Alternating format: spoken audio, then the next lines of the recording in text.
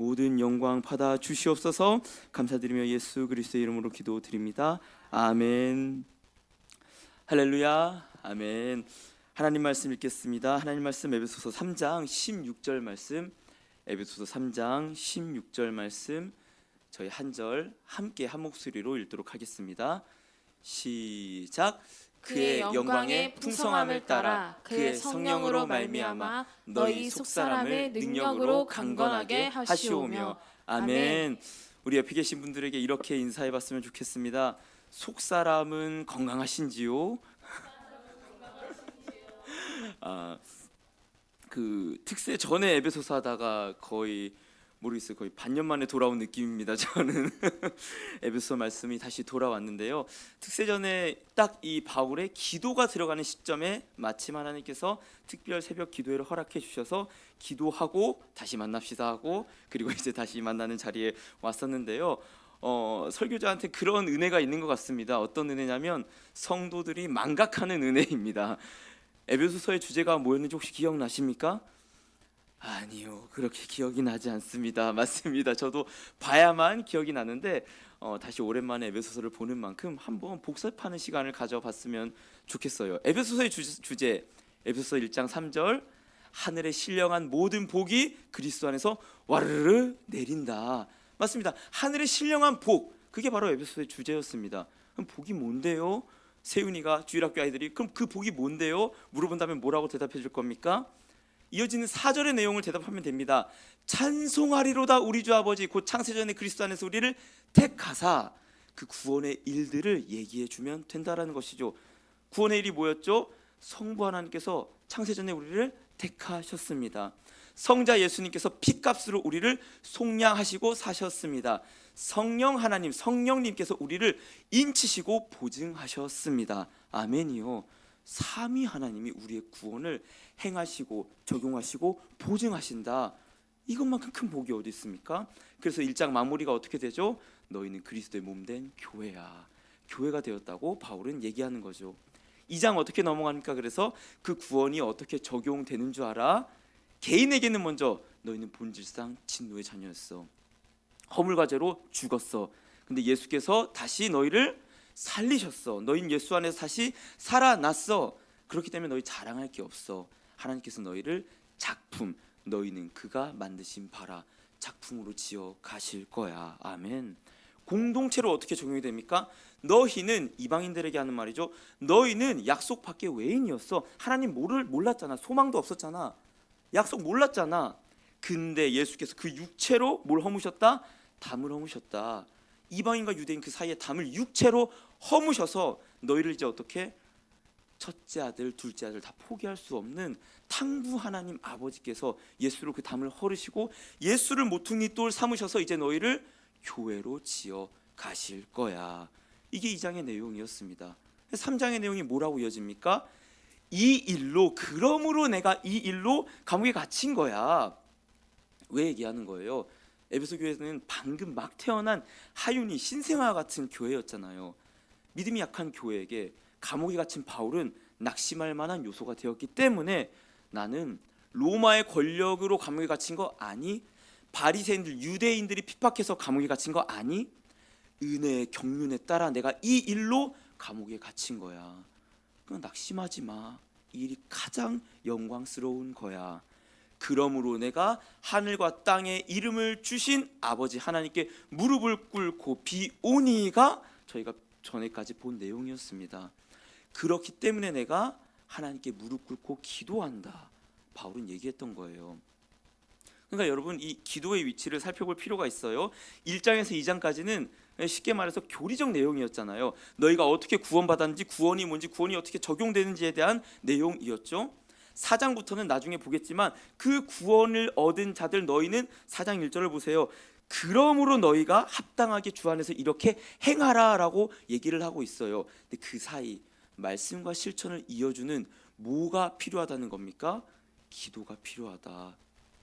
여러분, 말씀을 깨닫기만 해갖고 우리가 구원의 삶을 살아갈 수 있습니까? 아니요, 살아갈 수 없습니다. 그러면 말씀을 듣고 예수를 믿고 구원받은 그 사실만으로 우리가 구원의 삶을 살아갈 수 있나요? 아니요. 깨닫기만 하고 살아간다. 깨닫기만 하고 구원이 완성된다. 이게 영지주의예요. 깨달으면 끝. 그게 구원파예요. 구원받으면 끝. 아니요. 그렇지 않습니다. 뭘 얘기하고 있냐? 기도가 늘 필요하다. 뭐예요? 예수를 알기 위해서도 기도가 필요하고 예수를 안 이후에 구원의 삶을 살아갈 때도 기도가 필요하다. 바울은 얘기하고 있는 겁니다. 그래서 1, 2, 3장과 4장 그 중간에 꼭 기도로서 하늘 아버지께 내가 무릎을 꿇고 비오니라고 얘기하고 기도하고 있다는 사실입니다. 여러분, 근데 저희가 잊었던 걸 다시 기억할 필요가 있는데 이 에베소 교회의 상황을 기억할 필요가 있습니다. 어떠한 상황이었죠? 에베소 교회가 정말 다 까부셨네요. 항구 도시였잖아요. 에베소서가 여러 문화가 지나가는 도시였고 그 가운데 우상들이 많았고 여러 주술에 여러 마술에 여러 우상 음란한 제의들이 일어나는 그곳에 신생교회가 탄생했고 그 모든 우상의 공격으로부터 황제 숭배 유혹으로부터 바울은 이들의 믿음을 지킬 필요가 있었습니다. 그래서 감옥에서 뭘 하고 있는 거예요? 절박한 마음으로 내가 그러므로 하늘 아버지께 무릎 꿇고 비오니라고 절박한 심정으로 기도를 하고 있다라는 사실이죠. 근데 그 기도의 첫 내용이 무엇입니까? 오늘 저희가 읽었던 3장 16절 에베소 3장 16절 한번 다시 읽어볼까요? 시작. 그의 영광의 풍성함을 따라 그의 성령으로 말미암아 너희 속 사람을 능력으로 강건하게 하시오며. 아멘. 너희 속 사람을 능력으로 강건하게 하시오며. 아멘이요. 다른 거 먼저 구하지 않고 속 사람을 능력으로 강건하게 해달라고 속 사람의 강건함을 위해서 먼저 기도했단 말이죠. 오늘 말씀을 통하여서 저희가 먼저 구해야 될 바, 저희가 먼저 기도해야 할 바, 정말 이 우상이 가득한 에베소와 같은 땅에서 하나님께서 바울에게 주신 그 기도의 마음을 따라서 무엇을 기도해야 될지 알고 깨닫는 은혜가 있기를 소망합니다. 특별히 목요 예배는 기도하는 예배죠.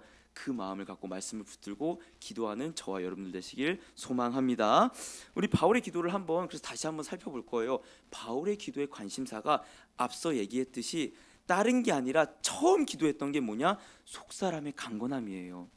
바울은요 늘 기도의 관심사와 초점이 어디에 있었냐? 영적인 것에 있었습니다. 기도를 한번 살펴볼 텐데 데살로니가 후서 1장에서 3절 4절까지 제가 읽어볼게요. 형제들아 우리가 너희를 위하여 항상 하나님께 감사할지니 이것이 당연함은 너희의 믿음이 더욱 자라고 너희가 다 각기 서로 사랑함이 풍성함이니 그러면 너희가 견디고 있는 모든 박해와 환난 중에 너희 인내와 믿음으로 말미암아 하나님의 여러 교회에서 우리가 친히 자랑하노라. 바울이 데살로니가 교회를 위한 감사의 기도를 올려드리는데 어떤 감사의 기도를 올려드리고 있나요? 너희가 그 환난 가운데서 사랑과 믿음이 풍성하고 인내와 믿음으로 버틴 그게 내가 너무 감사해. 그럼 보통 우리의 기도의 내용으로 할 거면은 어떤 일반적인 기도가 나와야 맞습니까? 그 환난이 지나가길 원해. 그 박해가 해결되기를 원해. 바울의 기도를 여러분 잘 살펴보세요. 환난을 넘어가게 해 주옵소서 이런 기도 없어요. 환난 가운데 너희의 인내가 믿음이 자란 게 감사해. 이런 기도가 있다는 거예요. 일반적인 축복이 남발하는 이 강단의 지금의 모습과 달랐다는 말이죠. 바울의 기도는 언제나 영적인 성장과 영적인 것에 열매가 맺어지는 것에 초점이 있었다는 거죠. 또 볼까요? 빌립보서 1장 그 에고에고 빌빌골골 그 옥중서신이죠. 빌립보서 1장 9절에서 11절을 보면요. 내가 기도하노라 어떻게 해요? 너희 사랑을 지식과 모든 총명으로 점점 더 풍성하게 하사. 그러니까 보세요. 기도의 내용이 늘 예수를 알게 하소서. 그 다음에 어떤 내용이 나와요? 10절에 너희로 지극히 선한 것을 분별하며 그렇게 살게 하소서. 알게 하소서, 살게 하소서. 알게 하소서, 살게 하소서. 그 진리를 알게 하고 진리를 살게 하소서. 이 내용이 계속 반복되는 거예요. 윤택한 삶을 살게 하소서, 부흥이 일어나게 하소서, 양적 성장이 일어나게 하소서. 아니요, 예수를 알게 하시고 예수로 살게 하소서.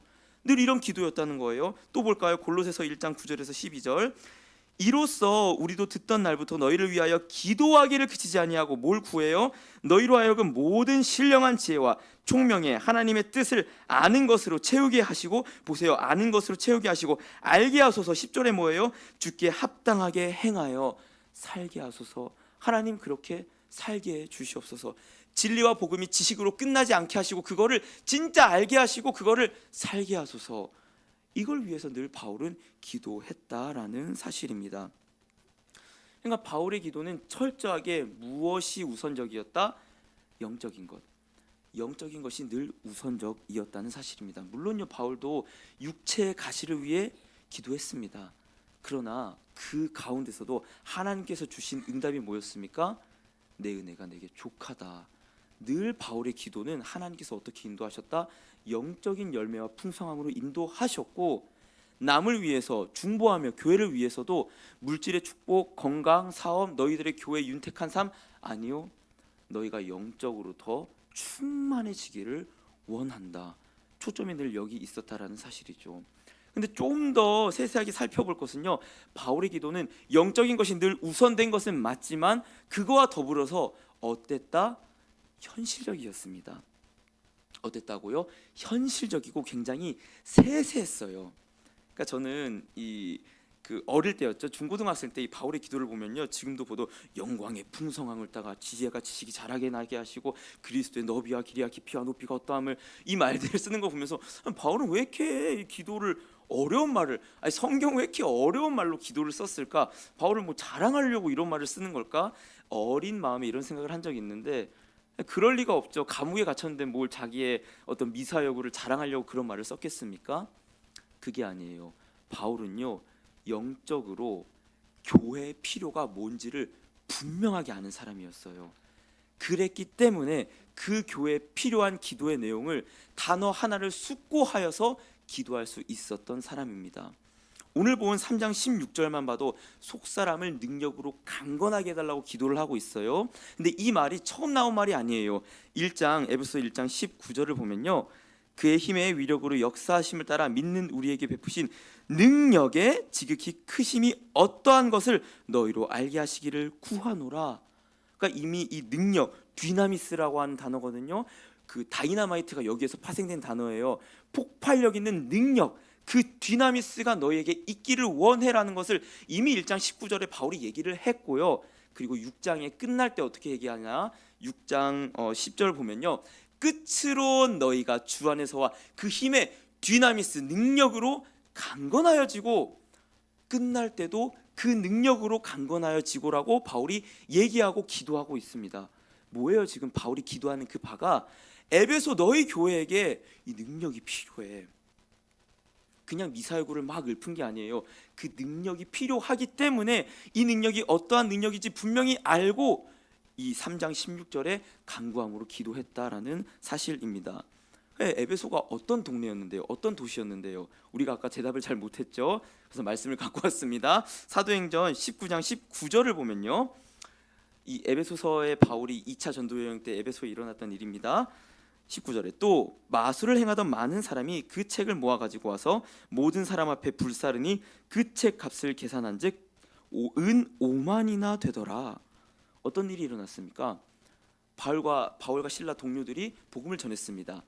그때 스게와와 7 아들들이 이 바울이 전도하는 것을 보고 능력이 나타나는 것을 보고 그걸 따라하기 시작해요. 근데 귀신 들린 어떤 자가 와갖고 그들을 덮치면서 뭐라고 얘기하죠? 내가 예수는 알고 바울을 아는데 너희는 누구냐? 하면서 이들을 제압하는 겁니다.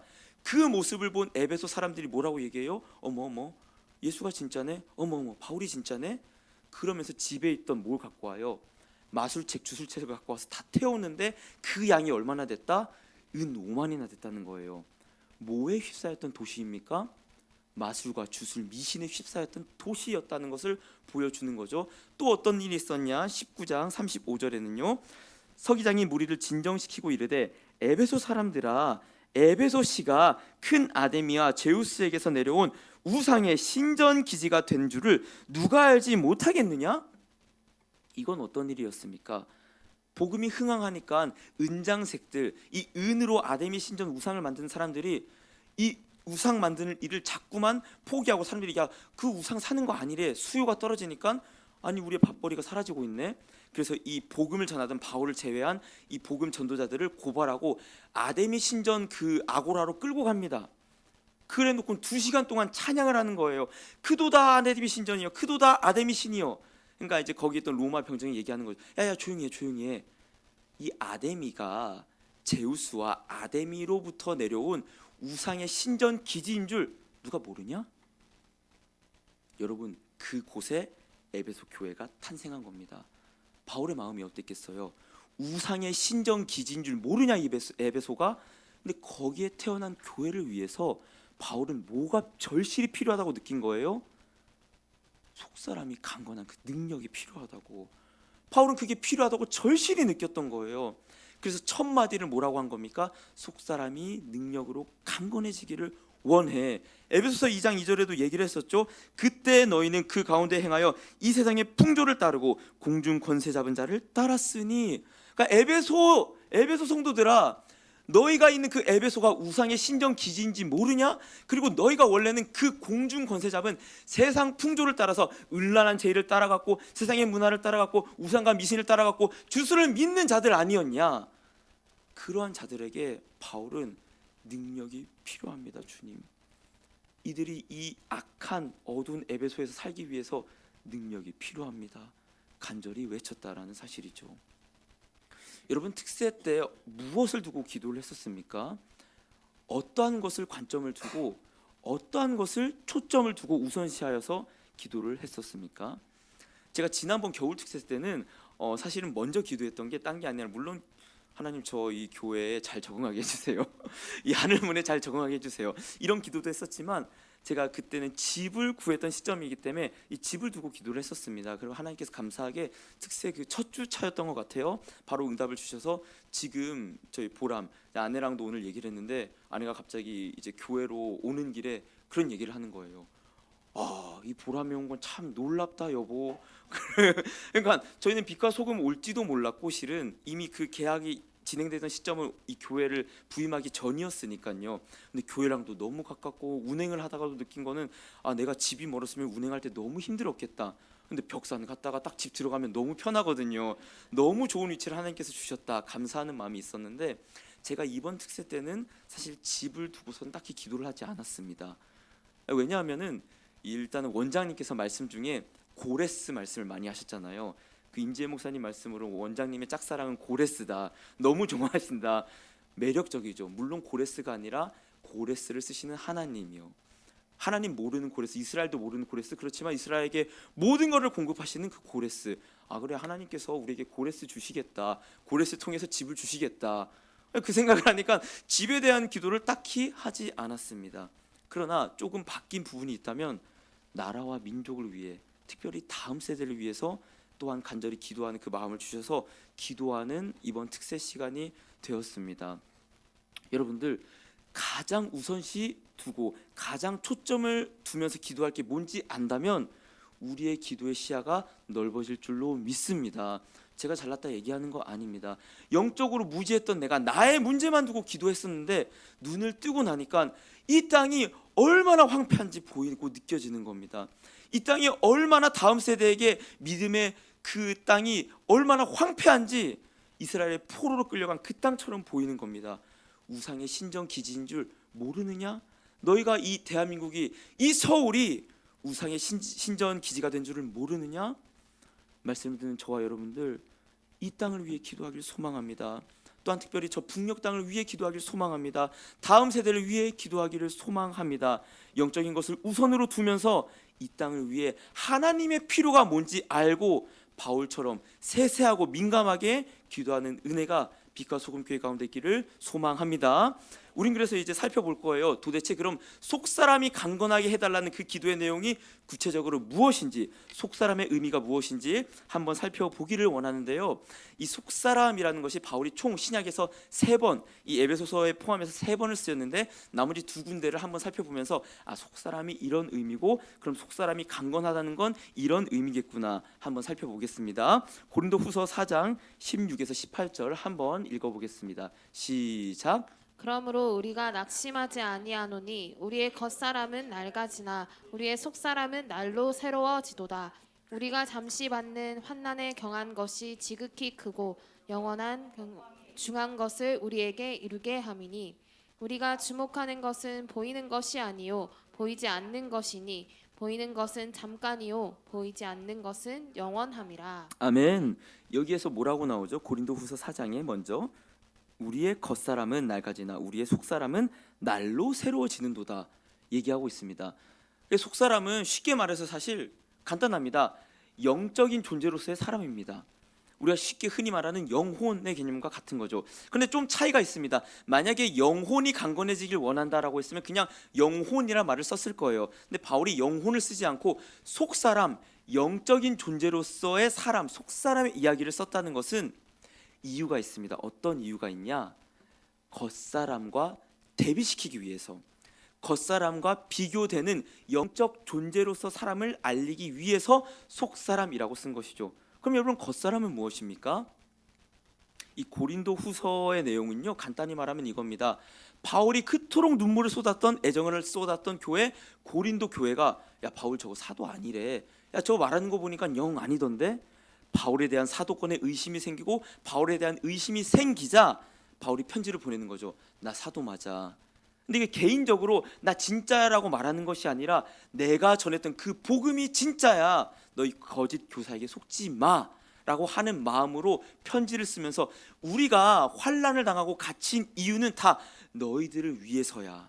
이게 바로 고린도후서 4장 16절 그 전에 있는 내용이거든요. 근데 환난 당하는 게 우리의 영광이다.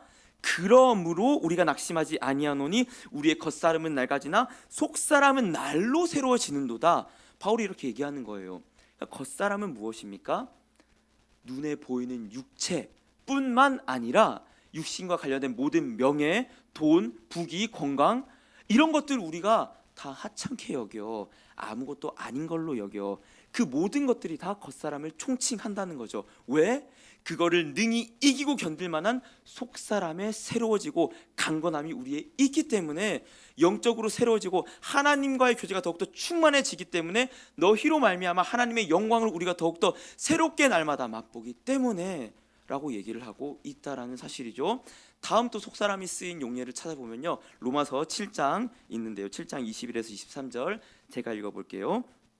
그러므로 내가 한 법을 깨달았노니 곧 선을 행하기 원하는 나에게 악이 함께 있는 것이로다. 내 속사람으로는 하나님의 법을 즐거워하되 내 지체 속에 한 다른 법이 내 마음의 법과 싸워 내 지체 속에 있는 죄의 법으로 나를 사로잡는 것을 보는도다. 이 로마서 7장은 이 회심을 겪은 이후에, 예수를 구주로 받아들인 이후에 성도 안에서 일어나는 치열한 영적인 싸움에 대해서 얘기하고 있습니다. 어떤 내용이 나오는 거예요? 예수를 믿긴 믿었어요. 구주로 영접했어요. 근데 이 율법이 자꾸 뭘 깨닫게 하는 거예요? 율법은 죄가 죄인 줄 자꾸 깨닫게 한다라는 거예요. 율법이 나쁜 거냐? 아니, 율법은 선한 거야. 왜 나쁜 줄 알아? 왜 이게 나쁘게 열매 맺는 줄 알아? 우리 안에 죄 때문에. 우리가 죄가 있기 때문에 율법이라는 기준에 딱 우리를 갖다 대니까 사망, 갖다 대니까 사망, 사망 판정, 사망 판정. 그러니까 율법에 갖다 대니까 사망이 자꾸 열매 맺는다 라고 얘기를 하면서 하는 이어지는 말이 무엇입니까? 그러므로 내가 하나의 법칙을 깨달았거든.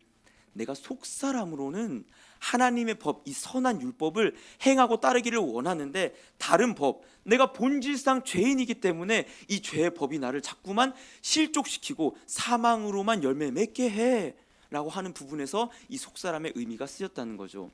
그러니까 이 로마서 7장에서 쓰인 속사람의 의미는 무엇입니까? 사단의 정죄와 참속 가운데서도 나의 영적인 실존은 하나님을 갈망하고 사모해. 그러니까 우리 영적인 실존은 아무리 죄인이라 할지라도 그러므로 그리스도 예수로 말미암아 하나님께 감사하노니 그리스도 예수 안에 있는 자에게는 결코 정죄함이 없느니라. 아멘이요. 로마서 8장 1장으로 이어지잖아요. 그러니까 여러분, 이러한 속사람의 의미를 종합해서 그러한 속사람, 영적인 그런 속사람이 강건하다라는 것을 제가 더 쉽게 표현하면 뭐가 있을까라고 했을 때 결론 내린 것은요, 바로 오늘 제목입니다. 영적인 저항력을 주시옵소서. 영적인 저항력을 주시옵소서. 그러니까 무엇입니까? 외부에서 공중 권세를 잡은 사단이 자꾸만 우리를 유혹하고 핍박하고 하는 그것에서 우리가 담대히 견딜 수 있도록 하나님, 이 에베소 성도들에게 영적인 저항력을 주시옵소서. 하나님, 이 에베소 성도들이 내부로는 계속 참수함 당하고 정죄함 당할 때마다 굳건히 영적인 견고함과 영적인 저항력으로 버틸 수 있는 강건함을 허락해 주시옵소서.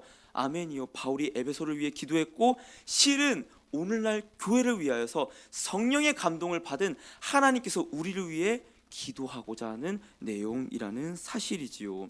여러분, 이러한 영적인 강건함, 영적인 저항력을 위해서 기도한 것은요, 실은 신약에만 딱 등장한 사실이 아닙니다. 이미 구약에서부터 영적인 견고함을 위해서 여러 성경의 저자들은 기도하고 바랬었는데요.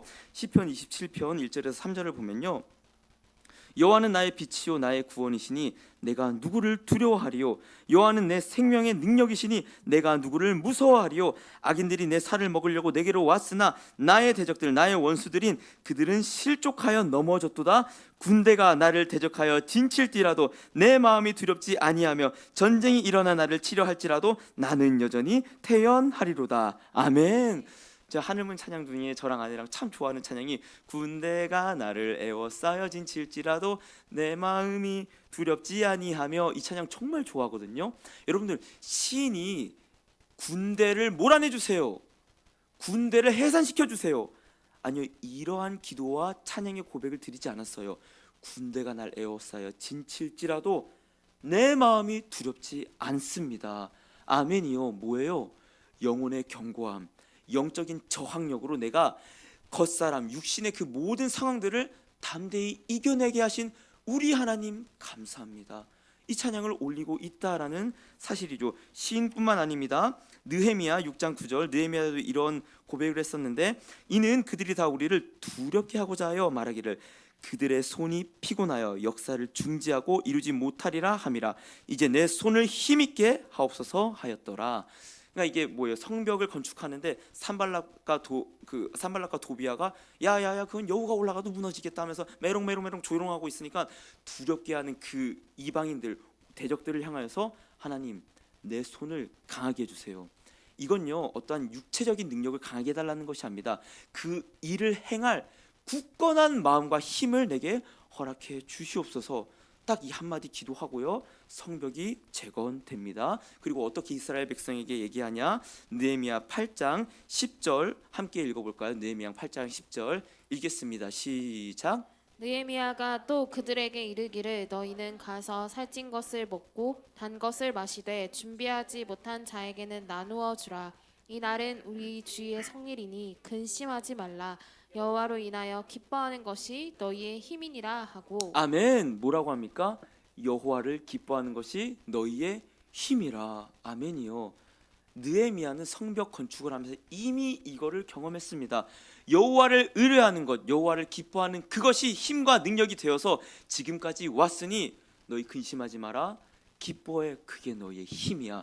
너희의 속사람이 기뻐하는 그것이 너희의 강건함의 힘이야라고 이미 구약의 많은 저자들, 시인들, 선지자들이 얘기하고 선포했다라는 사실입니다.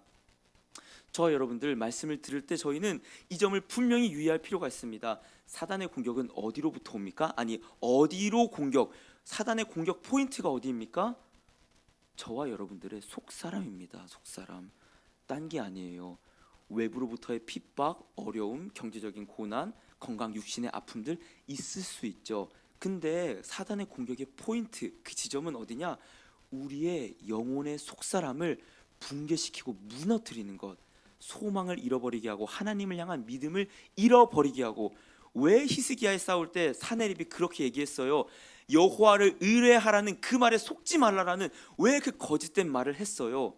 그 의지하는 것이 힘이기 때문에. 사단은 늘 우리의 신앙과 속사람을 공격한다라는 사실입니다. 제가 그 철로역정이라는 소설 혹시 보셨나요? 그 철로역정을 굉장히 좋아하는데 그 이제 크리스천이라는 주인공이 나와요. 근데 이 크리스천이 싸울 줄 모르다가 아볼로온과 싸울 때가 되자 이 에베소서 5장 6장에 나오는 그 전신갑주를 입어요. 전신갑주를 입고 드디어 치열하게 싸우고 말씀의 검으로 아볼로온을 이깁니다. 근데 그 아볼론을 이기고 나서 기세등등하게 가는데 사망의 음침한 골짜기를 만나요. 근데 그 철로역정 소설에 얘기하는 거에 따르면은 아볼론의 싸움보다 더 치열한 싸움이 여기 있었다. 왜냐하면 아볼론은 눈에 보이는 적이었는데 여기는 눈에 보이지 않는 마귀가 자기 옆에 올라타서 하나님을 비방하고 하나님을 저주하는 그 소리를 자꾸만 속삭인다는 거였죠. 이 철로역정의 저자인 존 버년이 영국의 청구도였는데 핍박 가운데 감옥에 갇혔습니다. 그때 쓴 소설이 철로역정이었어요. 그때 사단이 이 존 버년에게 계속 속삭였던 것이죠. 네 하나님 믿었던 결과가 겨우 이 모양이냐? 네 하나님이 너를 구원해 주실 것 같으냐? 하나님을 비방하라, 하나님을 저주하라. 이 속삭임이 계속 있었던 것을 철로역정의 크리스찬이라는 주인공을 투영해서 자신의 시험을 스토리로 썼던 거죠. 근데 이 크리스찬이 어떻게 그 사명의 음침한 골짜기를 이어나가냐? 모든 기도와 간구로 그냥 계속 버텨나가는 거예요. 말씀의 검, 믿음의 방패도 안 통한다고 그 소설엔 얘기하고 있어요. 보이지 않아요. 어디로 그 검을 휘두를지 이 크리스천이 도저히 감을 잡지 못하니까 모든 기도와 간구로 그저 버티면서 나아갔다라는 사실입니다. 여러분들, 이 기도의 능력을 잊지 마시길 소망합니다. 말씀만으로 됩니까? 여러분, 말씀이 기도로 이어지지 않으면 이 말씀은 지식에 불과합니다. 말씀 없이 실천할 수 있습니까? 아니요. 그러면 교회 왜 다녀요? 이 말씀이 무슨 필요가 있어요? 기도 없이 신앙생활을 할 수 있습니까? 아니요. 기도 없는 신자 없습니다. 신자가 기도하지 않는 경우도 없고요. 이 기도로 날마다 방비하고 무장하는 저와 여러분들 되시길 소망합니다. 그렇다면 이 속사람이 강건해지는 그 원리가 무엇인지 우리 이어서 살펴보기를 원하는데요. 저희가 지금 거꾸로 봤어요. 실은 3장 16절을 보면은 뒤에 너희 속사람을 능력으로 강건하게 하시오며라고 했고 그 앞에 원리가 나와요. 뭐라고 합니까? 앞에 그의 영광의 풍성함을 따라 그의 성령으로 말미암아. 아멘. 뭡니까? 우리가 어떻게 이 속사람이 강건해질 수 있느냐? 바울은 먼저 얘기했어요. 그 원리를 하나님의 영광의 풍성함을 따라서 그리고 하나님의 성령으로 그렇게 된다라고 얘기했는데, 여러분, 영광의 풍성함을 따라 능력으로 강건해진다는 게 무슨 의미입니까? 말씀을 살펴볼 필요가 있겠죠. 시편 8편 1편 영광의 풍성함이 뭔지 먼저 살펴볼 텐데요. 제가 읽어볼게요.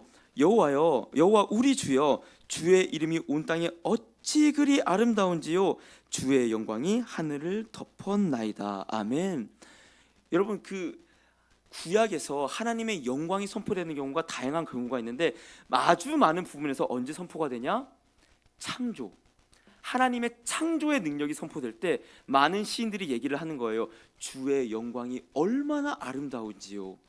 그러니까 무슨 말이냐? 영광의 풍성함을 바울이 끌고 온 이유는요, 너희 창조의 능력 알고 있지? 너희가 정말로 하나님께서 만물을 창조하신 그 무한한 능력을 알고 있어? 그러면 그 무한한 영광의 능력만큼 너희를 굳건하게 할 거야. 이 얘기를 하고 있는 거예요. 영광을 끌고 온 사실은요. 또 영광이 어디에 쓰였습니까? 출애굽기 40장 34절에 구름이 회막에 덮이고 여호와의 영광이 성막에 충만함에, 언제요? 하나님께서 임재하실 때 하나님의 영광이 쓰인 거예요. 아브라함에게 임한 하나님이, 야곱에게 임한 하나님이, 이스라엘에게 임한 하나님이 나에게도 임한다는 것을 믿으십니까? 아멘. 그 영광을 믿으신다면, 시 공간을 초월하시는 하나님의 영광을 믿으신다면 그 영광만큼이나 너희를 굳건하고 강건하게 하실 거야. 바울이 얘기를 하고 있는 겁니다. 또 볼까요? 이사야 66장 11절에 너희가 젖을 빠는 것 같이 그 위로하는 품에서 만족하겠고 젖을 넉넉히 빤 것 같이 그 영광의 풍성함으로 말미암아 즐거워하리라. 66장 구원의 최종점이 선포되는 이사야 66장입니다. 여기에 그대로 나와요. 영광의 풍성함으로 하나님은 약속하신 것을 반드시 이루셔. 너희가 어떠한 상황이든 상관없이 반드시 너희를 구원하실 거야. 그 구원의 영광의 풍성함으로 즐거워하렴. 그 구원을 믿으신다면요, 그 구원의 영광의 풍성한 만큼 하나님께서 우리를 어떻게 하신다? 우리의 속사람을 강건하게 하신다. 아멘이요. 그걸 믿고 그 영광을 따라 풍성하게 하신다라는 사실입니다. 그렇다면 성령으로 말미암아는 무슨 뜻입니까? 그 모든 것이 성령을 통하여 우리 안에서 일어난다라는 사실이에요. 시편 51편 10절에서 12절 제가 읽어볼게요. 하나님이여, 내 속에 정한 마음을 창조하시고 내 안에 정직한 영을 새롭게 하소서. 나를 주 앞에서 쫓아내지 마시며 주의 성령을 내게서 거두지 마옵소서. 주의 구원의 즐거움을 내게 회복시켜 주시고 자원하는 심령을 주사 나를 붙드소서. 아멘. 밧세바를 범한 다음에 다윗이 무엇을 구합니까? 성령을 구합니다. 성령님, 내 마음을 붙잡아 주세요. 내 안에 정한 마음을 창조해 주세요. 나에게는 정한 마음을 창조할 능력이 없사오니 나를 새롭게 하여 주시옵소서. 누구만 가능한 거예요? 우리가 가능해요? 심리학적인 방법으로 가능해요? 상담으로 가능해요? 아니요, 오직 성령이 가능하다고, 성령으로 말미암아 가능하다고 얘기하고 있고, 로마서 8장 26절 이렇게 얘기합니다.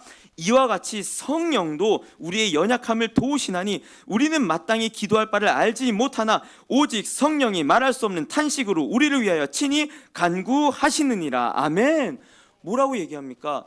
우리는 기도할 바도 알지 못하는데 우리 안에 부어진 성령이 친히 우리를 위하여서 간구하신다라는 거예요.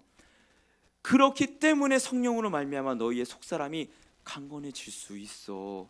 바울 얘기하고 있다는 사실입니다. 마지막으로 예수님께서 이렇게 얘기하셨어요. 누가복음 24장 49절에 볼지어다 내가 내 아버지께서 약속하신 것을 너희에게 보내리니 너희는 위로부터 능력으로 입혀질 때까지 이 성에 머물라 하시니라. 아멘. 그리고 위에서부터 내려온 것이 뭡니까? 사도행전 1장 8절에 오직 성령이 너희에게 임하시면 너희가 권능을 받고 너희 안에 일하시는 성령이 연약하고 초라하고 넘어지고 하나님을 잘 알지도 못하고 방금 막 태어난 갓난 아기와 같은 초대교회예요. 너희가 성령으로 권능을 받아 증인될 거야. 성령으로 말미암아 가능하다라고 바울이 얘기하고 있다라는 사실입니다. 여러분 어떻습니까? 이 말씀을 보니까 자신감이 생깁니까? 자신감이 생기셔야 합니다. 바울은 지금 담대함으로 기도하고 있는 거예요. 감옥에 갇혀 있지만 능력으로, 성령으로, 영광의 풍성하심을 따라 하나님 이들을 강건하게 하실 줄 믿습니다. 이들의 속사람을 강건하게 하실 줄, 영적인 저항력으로 담대히 그 우상이 가득한 땅에서 신앙생활 하게 하실 줄로 믿습니다. 바울이 믿음으로 기도하고 있다는 사실입니다. 저는요, 이 말씀을 준비하면서 마지막으로 저희가 왜 바울이 이 속사람을 강건하게 하는 능력을 구했을까? 더 한번 묵상해 봤을 때요, 물론 앞서 얘기한 것처럼 우상이 가득한 그 땅에 그게 가장 필요했기 때문이에요. 그러나 더 궁극적으로는요, 신앙생활은 바로 싸움이기 때문입니다. 신앙인은요, 싸움 없는 신앙인이 없기 때문입니다. 마태복음에 예수님께서 이렇게 얘기하셨어요. 마태복음 10장 16절에 보라 내가 너희를 보냄이 양을 이리 가운데로 보낸 것 같도다. 양을 이리 가운데로 보낸 것 같도다. 왜 이런 능력이 필요하다고, 왜 이런 기도가 필요했을까? 신앙생활이 싸움이기 때문에 결코 푸른 초장으로만 인도함 받지 않고 사망의 음침한 골짜기로 인도함 받기 때문에 이 능력이 필요하다라고 바울이 기도하고, 아니요, 성령이 필요하다고. 너희 가장 먼저 구하는 게 도대체 무엇이니? 바울의 기도를 통해 알려주고 있는 거예요. 교회요, 물질, 양적인 성장, 부흥, 아니, 속사람의 강건함을 위해서 기도해야 돼. 너희는 싸워야 되는 존재이기 때문이야. 에베소서 6장에 이렇게 얘기하고 있어요. 우리의 씨름은 혈과 육을 상대하는 것이 아니요 통치자들과 권세들과 이 세상의 이 어둠의 세상 주권자들과 하늘에 있는 악의 영들을 상대함이라. 아멘. 이 신앙생활이 아예 영적 싸움이라고 바울은 그냥 단정짓고 얘기하고 있다는 사실입니다. 빌립보서에서 바울은 또 이렇게 얘기하고 있어요. 3장 12절에 내가 이미 얻었다 함도 아니요 온전히 이루었다 함도 아니라 오직 내가 그리스도 예수께 잡힌 바 된 그것을 잡으려고 달려가노라. 아멘. 무슨 말이에요? 쉽게 말하면 그거예요. 난 예수께 붙잡혔거든. 그래서 내가 예수를 붙잡으러 달려가고 있어. 아멘. 어떤 겁니까? 우리는 예정론을 믿어요. 하나님께서 한번 택하신 자들, 이미 에베소서에서 나오잖아요. 창세전에 택한 자들의 구원은 인간의 어떤 노력으로 취소되지 않습니다. 근데 동시에요, 예수께 붙잡힌 바 된 자들은요, 예수를 붙잡으려고 그 길을, 그 험난한 길을 달려가게 되어 있다라는 사실이에요. 무엇입니까? 바울이 난 복음의 불나방이야. 그 불을 보고 미쳤어. 예수 보고 미쳐서 예수만 보고 달려가는 자야. 근데 그 길이 쉽다 어렵다? 어렵다. 이 가운데 가는 길 같다? 험난하다. 사망의 음침한 골짜기와 같다라고 얘기하고 있다라는 사실입니다. 그래서 하나님께서 뭘 주신 거예요? 기도요, 기도. 그래서 기도를 주셨습니다. 이 세상을 너희의 힘으로 이긴다? 아니요, 내가 이미 세상을 이겼으니 예수의 능력으로 너희가 이기라 하면서 요한복음 16장 34절에 얘기하셨죠. 이것을 너희에게 이르는 것은 너희로 내 안에서 평안을 누리게 하려 함이라. 세상에서는 너희가 환난을 당하게 돼 있어. 그런데 담대하라, 내가 세상을 이겼노라. 아멘. 그 예수님이 기도하는 가운데 우리를 어떻게 인도하십니까? 계시록 7장 17절에 이는 보좌 가운데 계신 어린 양이 그들의 목자가 되사 생명수 샘으로 인도하시고 하나님께서 그들의 눈에서 모든 눈물을 씻어 주실 것임이라. 아멘. 아멘이요. 기도하는 자에게 예수가 목자 되셔서 끝까지 생명수 샘으로 인도하시고 그 눈물 다 씻어 줄 거야 얘기하고 있다는 사실입니다. 이사야 26장 3절에 나오죠. 심지가 굳은 자에게 평강을 내가 지켜줄 거라고 하나님이 말씀하십니다. 그 평강을 누가 지킵니까? 이 믿음, 이 심지가 굳게 하는 걸 누가 가능합니까? 저희 스스로요? 저희 스스로 가능했으면 이 자리에 저희가 넘어져 있을 필요도 없겠지요. 아니요, 생명수 샘으로 인도하시는 예수께서 심지를 굳게 하사 승리로 끝까지 인도하신다라고 얘기하고 있다는 사실입니다. 목회자가 되기 전에, 신학을 하기 전에 성도일 때도요, 매번 저도 똑같이 시험에 넘어졌습니다. 그때마다 사단이 뭐라고 참수했습니까? 야, 네가 그러고도 신자냐? 야, 네가 그러고도 성도냐? 야, 네가 그러고도 예수를 믿는다고? 아이고 잘났다. 네가 그러고도 천국에 간다고? 야, 예수 믿지 마. 예수를 네가 어떻게 믿어? 야, 네 삶도 변하지 않는데, 너도 바꾸지 못하는데 뭘 예수를 믿어? 계속 잠수하고 계속 넘어뜨려요. 목회자가 되고요, 강단했을 때요, 더 심해요. 영적 싸움이 더 치열해요. 야, 네가 강단했을 자격이 있다고? 야, 네가 목회자라고? 야, 너희 가정에 소망이 있다고?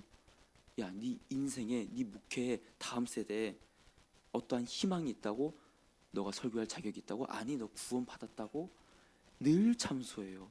늘 정죄하고 늘 영적인 싸움이 얼마나 치열한지 몰라요. 100번, 1000번 참소할 때마다 어떻게 이겨냅니까? 너가 100번, 1000번 참소하는 그 가운데 나는 10,000번 예수의 피로 정결함 얻을 거야. 나는 10,000번 그 생명의 샘으로 정결함 받을 거야. 예수께서 그리고 날 끝까지 지켜 인도하실 거야.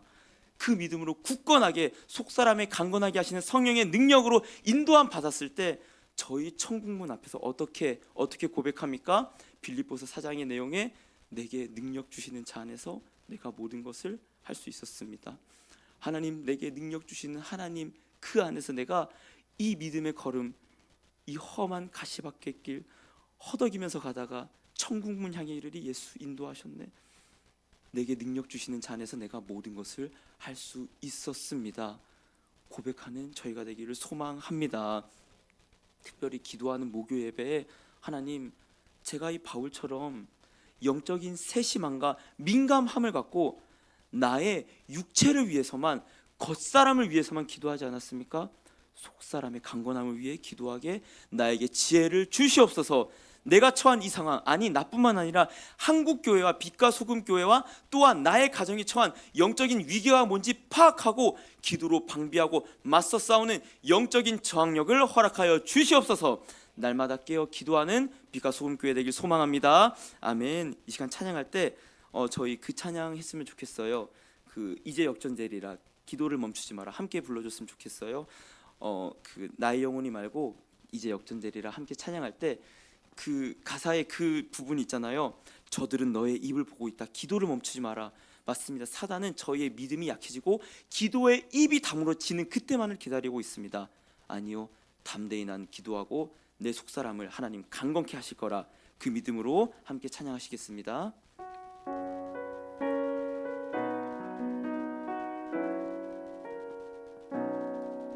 기도를 멈추지 마라.